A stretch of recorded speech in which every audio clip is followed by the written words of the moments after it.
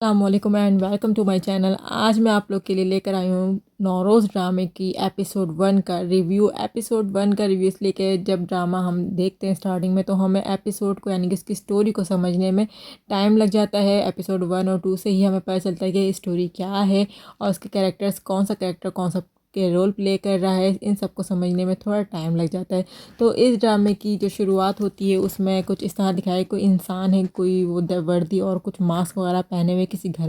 گھر سے تہہ خانے میں داخل ہو رہا ہے کچھ لالٹین کی روشنی کے ساتھ۔ اور جب وہ تہہ خانے کے اندر جاتا ہے تو ایک آدمی ایک 5 سال کی بچی کو کچھ کہانیاں سنا رہے ہوتے ہیں کہ پہلے زمانہ بہت الگ تھا اور اب زمانہ الگ ہو گیا، یعنی کہ کچھ 1990 کی باتیں بتا رہا ہوتا ہے کہ اس وقت کچھ نہیں ہوتا تھا، اس کے بعد ترقی ہوئی اور پھر جنگیں بھی ہوتی رہیں، جنگوں کی وجہ سے ہمارے ملک کے اوپر ایسے بم دھماکے ہوئے، ایسے بم گرے کہ جس کی وجہ سے گھر کے باہر جو ہے گیس رہتی ہے، زہریلی گیس ہوتی ہے اور اسی لیے ہم لوگ گھروں کے اندر نہیں رہ سکتے، اور اس لیے ہم گھر کے تہہ خانے میں رہتے ہیں۔ اور گھر کے تہہ خانے میں اسی لیے رہتے ہیں تاکہ ہم محفوظ رہیں، اور اگر ہمیں گھر سے باہر جانا ہو تو ہم ماسک لگا کے وردی پہن کر ہی باہر جاتے ہیں، اس کے بغیر نہیں جاتے۔ اور اسی وجہ سے بچوں کا گھر سے باہر جانا منع ہے، کیونکہ وہ زہریلی گیس ایسی ہے کہ جس سے کسی کی بھی موت ہو سکتی ہے۔ یہ ساری کہانیاں ایک بچی کو سنا رہا ہوتا ہے ایک بڈھا سا آدمی، اور ساتھ ہی انٹری ہوتی ہے ایک عورت کی اس گھر کے تہہ خانے میں، اور وہ آدمی مزید اس بچی کو چھوٹی ہو، جب بڑی ہو جاؤ گی تم بھی گھر سے باہر جا سکتی ہو۔ تو بچی پوچھتے کب جاؤں گی، تو وہ تقریباً یہ بولتا ہے کہ ابھی 2046 چل رہا ہے، 2066 کے اندر تقریباً 20 سال کے بعد جو ہے ہمارے معاملات ٹھیک ہو جائیں گے، لیکن تم 10 سال کے بعد گھر سے باہر جا سکتی ہو جب تم لگ بھگ 14 سے 16 سال کی ہو جاؤ گی۔ وہ بچی کہتی ہے ٹھیک ہے۔ وہ آدمی مزید بچی کو بتاتا ہے کہ ابھی پچھلا دور جو تھا وہ ایسا نہیں تھا، اس دور میں کمپیوٹر تھا، موبائل فون تھا، جگہ جگہ میلے لگتے تھے، لوگ گھومتے پھرتے تھے، گاڑیاں تھی، بڑی بڑی بلڈنگ تھی، یعنی کہ لوگوں نے بہت ترقی کر لی تھی، لیکن بم دھماکوں نے، جنگوں نے ہمارے ملک کا پھر یہ حال کر دیا کہ پھر سے ہمیں ایک ایسی زندگی جینی پڑ رہی ہے کہ جس میں ہمیں گھروں میں قید ہو کے رہنا پڑ رہا ہے۔ یہ بچی سب چیزوں کو حقیقت سمجھتی ہے، ایون یہ کہ ہم لوگ نے بھی جب یہ سب سنے ڈائلاگ تو ہمیں بھی ذہن میں یہی آیا کہ واقعی میں یہ 2046 کا دور ہی دکھا رہے ہوں گے، واقعی میں جنگوں نے یہی حال کر دیا ہوگا ہمارے ملک کا کہ ہمیں تہہ خانوں میں مجبوریوں میں رہنا پڑ رہا ہے۔ خیر یہ ساری کہانی بچی صرف اپنے بڑے ہونے کا ہی انتظار کر رہی ہوتی ہے، ساتھ میں بچی کو یہ لوگ نہ صرف نماز و قرآن کی تعلیم دیتے ہیں اور لکھنا پڑھنا بھی سکھاتے ہیں، یعنی کہ اپنے گھر میں ہی اس کو ہر چیز کی تعلیم دے رہے ہوتے ہیں، لیکن اسے گھر سے باہر نکلنے نہیں دیتے۔ شاید واقعی میں جو آدمی بول رہا ہو وہی کچھ ہو، ایسا ہی سب کے ذہن میں آتا ہے۔ خیر اس کے بعد بس یہ دکھایا گیا کہ وہ آدمی صبح سویرے کہیں جاتا ہے، کچھ کام وام کرتا ہے اور پھر شام میں گھر آتا ہے، یہ آدمی تھوڑا لنگا ہوتا ہے۔ یہ تھی بس بچی اپنے بڑے ہونے کا انتظار کر رہی ہوتی ہے اور بچی کو بڑا ہوتے ہوئے دکھا دیتے ہیں، یہ کہ پھر وہ 16 سال کی رہتی ہے اور پھر سے اپنے ان ماں باپ سے پوچھتی ہے کہ وہ گھر سے باہر کب جائے گی۔ اس کو مزید وہاں پڑھانے لکھانے کی ہی یہ کوششوں میں لگے ہوتے ہیں کہ یہ پڑھ لکھ جائے، جتنا ان کو پڑھنا لکھنا آتا ہے اتنا ہی پڑھا لکھا رہے ہوتے ہیں۔ اور آدمی اس دوران تھوڑا ایموشنل ہو جاتا ہے، تھوڑا رونے لگ جاتا ہے۔ کیوں اتنا ایموشنل ہے، کیا ریزن ہے کہ بچی کو انہوں نے تہہ خانے میں اپنے ساتھ رکھا ہوا ہے، یہ چاہے ہمیں آگے چل کے پتہ چلے گا۔ اسی طرح کچھ سال اور گزر جاتے ہیں اور اس شخص کی بیوی بیمار ہوتی ہے، وہ کسی اور گھر میں ہوتی ہے، اور وہ اپنے اس آدمی کو یعنی کہ جو شوہر ہوتا ہے اسے کہہ دیتی ہے کہ بچی کو سب کچھ بتا دو کہ وہ 20 سال کی ہو گئی ہے، اس کا خیال رکھو۔ تو وہ آدمی کہتا ہے کہ میں کیسے بتاؤں اس کو، لیکن میں جلد از جلد اس کو بتا دوں گا، ابھی میں اس کو تالے میں بند کر کے ہی آیا ہوں، یعنی اسی تہہ خانے میں بند کر کے آیا ہوں۔ تو اس کی بیوی مرتے وقت یہی کہتی ہے کہ اس کو سب حقیقت بتا دو، ساری سچائی بتا دو،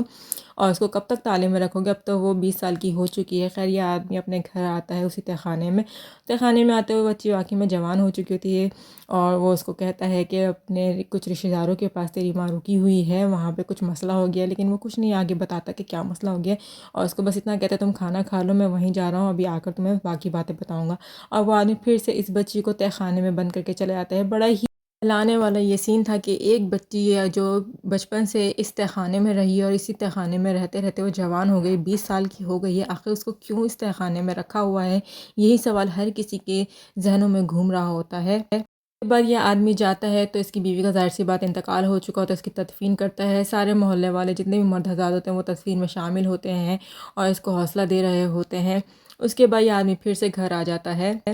اس کے بعد یہ آدمی اپنے گھر کے اسی تہہ خانے میں چلے جاتا ہے جہاں وہ بچی اس کا انتظار کر رہی ہوتی ہے۔ وہ کہتی ہے کب سے میں آپ کا انتظار کر رہی ہوں، آپ اتنی دیر سے آئے، میں اکیلی یہاں پر کب سے رسی سے کھیل رہی ہوں، کیونکہ ان لوگوں نے اس بچی کو صرف کھیلنا کودنا ہی سکھایا تھا کہ گھر میں رہ کے کھیلو کودو، اور اس بچی کے آگے پاس کوئی کام ہی نہیں تھا کہ جسے وہ کرتی اور اپنی مصروفیات کو بڑھاتی۔ خیر یہ آدمی آتا ہے تو اس کو یہی بتاتا ہے کہ اس کی ماں کا، بھائی کا یعنی کہ اس کے سالے کا، اس کے ماموں کا انتقال ہو گیا ہے، اس لیے وہ اپنے رشتہ دار کے یہاں ہی رکی ہوئی ہے۔ تو بچی کہتی ہے کہ ایسے پہلے تو کبھی نہیں رکی ہیں، اب اچانک کیوں رکی ہیں، کہ ان کے بھائی کا جو انتقال ہے، کہ باہر جو زہریلی گیس ہے اسی سے ہوا ہے۔ اس بچے کے ذہن میں بھی یہی بات ہے کہ گھر سے باہر زہریلی گیس ہے، شاید اسی کی وجہ سے اس کا انتقال ہو گیا، یعنی کسی کا انتقال ہوا تو اسی سے ہو گیا ہے۔ تو وہ کہتے ہیں نہیں، اس سے نہیں ہوا ہے، دل بند ہو گیا تھا اس وجہ سے ہوا ہے۔ تو وہ کہتی ہے وہ تو چلو جنت میں جائیں گے، کیونکہ آپ ہی کہتے ہیں جب کوئی نیک انسان مرتا ہے تو وہ جنت میں جاتا ہے۔ تو پھر یہ اپنے والد صاحب کو کھانا کھانے کے لیے کہتی ہے تو وہ منع کرتے، کہتے ہیں کہ تم کھاؤ، تو یہ کہتی ہے کہ میں نے بھی نہیں کھایا ہوا کب سے کھانا، میں بہت بھوک سے تڑپ رہی ہوں، ہو سکتا ہے میں اس بھوک سے مر بھی جاؤں۔ تو اس کے والد صاحب اس کو کھانا کھلانے کی کوشش کرتے ہیں، تو پھر یہ اپنی ماں کو یاد کر کے رونا شروع کر دیتی ہے کہ میری ماں کے علاوہ میرے پاس ہے کون، میرا ماں باپ، یعنی سیدھی سی بات ہے، گھر میں صرف ماں باپ ہیں، بچی ہے، اگر کوئی ایک چلا جاتا ہے ان میں سے تو وہ دوسرے کے ساتھ کھیلتی ہے، اگر دونوں ہی گھر میں نہیں ہوتے تو وہ کس کے ساتھ کھیلے کودے، اس کے پاس اور کوئی کام ہی نہیں ہے۔ ٹھیک ہے، باپ اس وقت پھر یہ سوچ رہا ہوتا ہے کہ اس کو چاہیے کہ اس کو سچائی بتا دے، جھوٹ کب تک بولتا رہے گا۔ پھر وہ سوچتا ہے کہ ایک دو دن اور جھوٹ کے سہارے چلتے ہیں، پھر میں اس کو بعد میں سچائی بتاؤں گا۔ پھر یہ بچی آتی ہے، یعنی کہ لڑکی آتی ہے، کیونکہ اب تو کافی بڑی ہو گئی ہے، اور آ کے اس سے کہانی سننے کو کہتی ہے، کیونکہ اس کے باپ نے اس کو کہانیاں سنا سنا کے ہی بڑا کیا ہوتا ہے، کیونکہ اور تو ان کو کام نہیں ہوتا۔ تو یہ اس سے کہانی سننے کا کہتی ہے، منع کر دیتا ہے، لیکن یہ ضد کرتی ہے، تو اس کا باپ اس کو کہانی سنانا شروع کرتا ہے کہ پرانے وقتوں کی بات ہے کہ دو دوست ہوا کرتے تھے، ایک تیز تھا ایک سست تھا، تیز ہر چیز میں تیز تھا، پڑھائی میں بھی اور ہر کام میں بھی، اور جو سست تھا وہ کافی سست تھا ہر چیز کے اندر ہی۔ تیز جو تھا وہ پڑھ لکھ کر آگے نکل جاتا ہے، یعنی کہ بی ایس سی کرتا ہے، پھر سی ایس ایس کرتا ہے، جبکہ سست جو ہوتا ہے وہ جسٹ میٹرک پاس کر لیتا ہے۔ تیز کے گھر والوں کو، یعنی کہ اس کے فادر کو، کاروان خان کو، جب پتہ چلتا ہے کہ اس نے سی ایس ایس کر لیا، بڑا آفیسر بن گیا، اچھی جاب لگ گئی، تو وہ خوشیاں مناتے ہیں، ہوائی فائرنگ کرتے ہیں۔ جو لڑکا ہوتا ہے اس کا اصل نام ہوتا ہے ارمغن، اور اس کا ایک بھائی ہوتا ہے باتور خان۔ پھر ہوتا ہے کہ کاروان صاحب کے کوئی دوست آتے ہیں ان سے ملنے کے لیے، ان کے بیٹے کی سی ایس ایس کے اور بڑے آفیسر بننے کی بدھائی دینے کے لیے، یعنی مبارکباد دینے کے لیے آتے ہیں، اور وہ ساتھ میں یہ بھی کہتے ہیں کہ عنایت خان کو تم جانتے ہو، وہ اپنی بیٹی سے تمہارے بیٹے کا شادی کرنے کا خواہش مند ہے۔ تو یہ سن کر کاروان خان کافی خوش ہوتے ہیں، اور پھر رشتہ لے کر چلے جاتے ہیں عنایت خان کے گھر۔ عنایت خان تو پہلے ہی بیٹھا ہوا ہوتا ہے کہ وہ اپنی بیٹی کی شادی اتنے بڑے آفیسر سے، اتنے اچھے پڑھے لکھے انسان سے کر دے، اور خیر وہ دونوں کی بات چیت ہوتی ہے، رشتہ طے ہوتا ہے، اور ان کی شادی ہو جاتی ہے، یعنی ارمغن کی شادی ہو جاتی ہے عنایت خان کی بیٹی سے۔ لیکن ان کی بیٹی شادی کے بعد خوش نہیں ہوتی، کیونکہ وہ ایک امیر گھر کی لڑکی ہوتی ہے، بڑے گھر کی لڑکی ہوتی ہے۔ بڑا گھر یعنی کہ گاؤں کے حساب سے ان کا گھر کافی بڑا ہوتا ہے، اور وہ کافی امیر ہوتی ہے، اور وہ بار بار بس ارمغن کو اسی بات کے طعنے دیتی رہتی ہے کہ تمہارے پاس ہے ہی کیا، میرے گھر تو اتنا بڑا تھا، ہمارے پاس اتنا پیسہ تھا، اور اسی بات کے طعنے دے دے کر بس اس کے ساتھ رہتی ہے، جس سے ارمغن کافی چڑ سا جاتا ہے۔ تیز لڑکا یعنی کہ ارمغن کا جو گھر ہوتا ہے وہ بہت چھوٹا سا ہوتا ہے، جس میں وہ خوش نہیں رہتی ہے، اور پھر تیز جو ہے کچھ دنوں بعد اسے کہتا ہے کہ وہ اسلام آباد جائے جاب کے سلسلے میں، تو وہ اس کو اسی کے طعنے دیتی ہے کہ ہاں جاؤ، مجھے اس سے کیا مطلب، میرے رشتہ دار آتے تو مجھے طعنے دیتے کہ تم اتنے چھوٹے گھر میں رہ رہی ہو، محلوں میں رہتی تھی۔ تو ارمغن اس پہ کہتا ہے کہ میں شہر میں تمہارے اچھے گھر کا انتظام کر رہا ہوں، یعنی کہ بندوبست کر رہا ہوں کہ کوئی اچھا سا گھر لے لوں اور تمہیں شہر میں شفٹ کر دوں تاکہ تم اچھے گھر میں رہ سکو۔ لیکن یہاں اس کی بیوی بس نکچڑی سی ہوتی ہے، اس کو بس اپنی خواہشیں پوری کرنے کا ہی شوق ہوتا ہے۔ یہ بعد ارمغن اپنے شہر چلا جاتا ہے، اپنے آفس میں اپنے دوست کے ساتھ باتیں کر رہا ہوتا ہے۔ اس کا دوست جو ہے اس کو آفر کرتا ہے کہ آج ایک رات گانے والی کے پاس جاتے ہیں، ہم اس کے گانا سنتے ہیں۔ تو ارمغن اس کو منع کرتا ہے، پڑھے لکھے ہونے کے بعد ہم ایسی حرکتیں نہیں کرنی چاہیے۔ تو وہ کہتا ہے کہ نہیں یار، وہ شریف عورت ہے، مطلب کہ وہ فلموں وغیرہ کے لیے یا ایسی ہی کوئی چھوٹے موٹے شوز کے لیے نہیں گاتی ہے، وہ جسٹ اسپیشل لوگوں کے لیے گاتی ہے، یعنی کہ بہت کم لوگوں کے لیے گاتی ہے، کیونکہ اس کو اس طرح کے گانے گانا پسند نہیں ہے۔ یعنی کہ یہ کہ ایک عورت عزت دار عورت ہے، وہ جسٹ کچھ لوگوں کے لیے گاتی ہے، تاکہ زیادہ لوگوں کے لیے نہیں گاتی، تاکہ اس کی عزت افزائی نہ ہو، عزت خراب نہ ہو۔ اور یہ دکھایا گیا ہے کہ ارمغن واقعی میں اس عورت کے گانے سننے کے لیے چلا جاتا ہے، 2 سے 3 دن لگاتار جاتا ہے، تو اس کو اس عورت کی آواز، اس کی خوبصورتی جو ہے بہت مانوس کرتی ہے، اور پھر اپنے دوست سے کہتا ہے کہ میں اس عورت سے کچھ بات کرنا چاہتا ہوں، اور وہ باتوں باتوں میں اس عورت کو پروپوز کر دیتا ہے، یعنی اسے یہ کہتا ہے کہ میں تم سے شادی کرنا چاہتا ہوں۔ تو وہ عورت خوش ہوتی ہے، کیونکہ وہ یہی کہتی ہے کہ یہاں بہت سے لوگ آتے ہیں، گانا سن کے چلے جاتے ہیں، ساتھ چلنے کا کوئی نہیں کہتا، آپ پہلے انسان ہیں جس نے مجھ سے شادی کی، ساتھ چلنے کا کہا۔ ارمغان واقعی میں اس سے شادی کر لیتا ہے، کیونکہ اس عورت کو یہی ہوتا ہے کہ سب لوگ بس گانے سناتے تھے، پیسے دے کے چلے جاتے تھے، کوئی اس کی عزت نہیں کرتا تھا اتنی زیادہ. لیکن ارمغان پہلا وہ شخص تھا جس نے اس سے نہ صرف محبت کی بلکہ اس کو اپنایا، اس سے شادی کری اور اس کو عزت دی. اس دوران ارمغان اپنی اصل بیوی کے پاس گاؤں میں بھی جایا کرتا تھا، لیکن اس سے ہر وقت لڑائی جھگڑے رہتے تھے، جس کی وجہ سے وہ زیادہ تر اپنی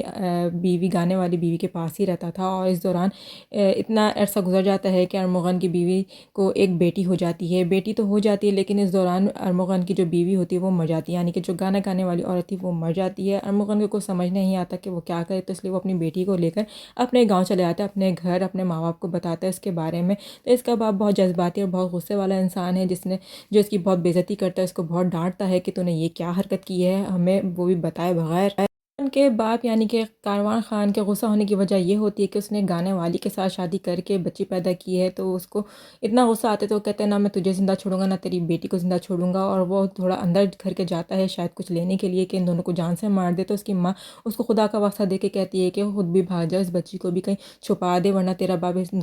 دونوں کو زندہ نہیں چھوڑے گا. تو ارمغان یہ دیکھ کر، سب کچھ ساری سچویشن کو دیکھ کر وہ بھاگ جاتا ہے اس بچی کو لے کر. اور وہ بچی بھاگتے بھاگتے اپنے دوست یعنی کہ یہ جو والد صاحب جو اپنی بیٹی کو کہانیاں سنا رہے ہوتے ہیں، جو کہ سست صاحب ہوتے ہیں، ان کو دیتے ہیں. یہ تیز جو کہ ارمغان ہے، اس کا جو سست دوست ہے جس کی کہانیاں یہ آدمی اپنے بچے کو سنا رہا ہے، وہ سست اور کوئی نہیں، اس بچی کا والد ہی ہے جو کہانیاں سناتا ہے، یعنی کہ پالنے والا والد ہے جس کا نام درویش ہوتا ہے. جب درویش کو وہ بچی ملتی ہے تو درویش مزید بتاتا ہے کہ وہ اس بچی کو لے کے اپنے گھر تو آ جاتا ہے، لیکن ارمغان کو اس کے والد اتنا زیادہ مارتے پیٹتے ہیں کہ وہ جو ہے اس کو دل کا دورہ پڑ جاتا ہے. یعنی اس کو جسٹ 42 ایئرس کا ہوتا ہے، اس کو دل کا دورہ پڑتا ہے. اس کو فوری طور پہ ہسپتال تو لے جایا جاتا ہے، لیکن وہ بچ نہیں پاتا، یعنی اسی وقت اس کی موت ہو جاتی ہے. اور اس کی موت کے بعد سس جو ہوتا ہے یعنی کہ درویش جو ہوتا ہے وہ اتنا ڈر جاتا ہے کہ وہ اس بچی کو اپنے گھر میں چھپا دیتا ہے، گھر میں نہیں بلکہ تہہ خانے میں چھپا لیتا ہے. اور وہ بھی 20 سال، یعنی کہ 20 سال اس بچی کو اس کے یعنی کہ ارمغان کے فادر سے، اس کی فیملی سے چھپا کر رکھتا ہے، اس کو پرورش کرتا ہے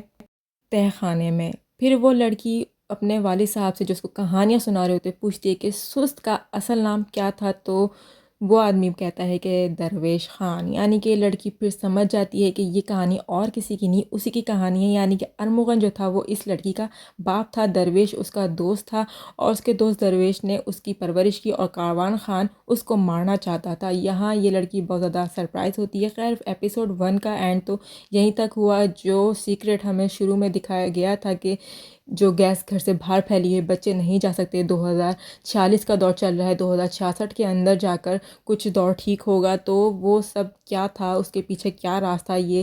تہہ خانے میں بچی کیوں رہ رہی تھی، کیوں اس طریقے سے اس کو چھپایا گیا تھا، کیوں اس کو گھر میں ہی پڑھایا لکھا جاتا تھا، اس کے اندر بند رکھا جاتا تھا، تو اس کے پیچھے کا راز ہمیں پتہ چل گیا پہلی ایپیسوڈ کے اندر ہی. نیکسٹ ایپیسوڈ کے لیے آپ کو تھوڑا ویٹ کرنا پڑے گا، لیکن ساتھ ہی ہمارے چینل کو سبسکرائب کر دیجیے اور ہماری ویڈیوز واچ کرتے تاکہ ہم ہر نئے ڈرامے کا ریویو آپ تک پہنچا سکیں. اللہ حافظ.